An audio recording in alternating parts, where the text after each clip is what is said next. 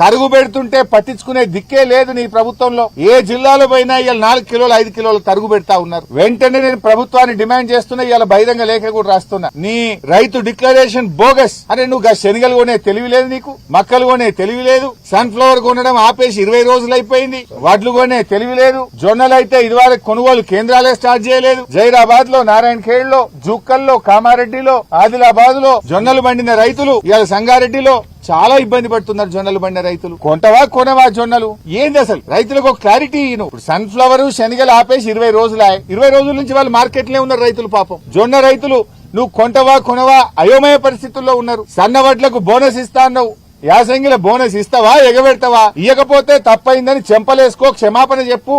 Bonus ఇస్తావా ఇయ్యవా ఏదో ఒక సంగతి చెప్పు. పోయిన యాసంగి 1560 కోట్ల బోనస్ ఎగ్గొట్టినావు, మరి ఈ యాసంగిలో కూడా బోనస్ ఇస్తావా ఇయ్యవా? ఏ సంగతి చెప్పవేంది నువ్వు? ఎంతసేపు కేసులు నిన్ను అడిగిన వాళ్ళ మీద కేసులు పెట్టుడు, జైల్లో పెట్టుడు, ఇదే సరిపోద్దా? రైతులు ఎండలు మారిపోతుంటే పట్టించుకునే తెలియలేదని ప్రభుత్వానికి? రైతుల కష్టాలు నీ ప్రభుత్వానికి పట్టవా? వేల లక్షల మంది రైతులు ఇవాళ మార్కెట్ యార్డ్లలో గోసపడతా ఉంటే నీ మంత్రి పోడు, నువ్వు పోవు, నీ అధికారులు పోరు.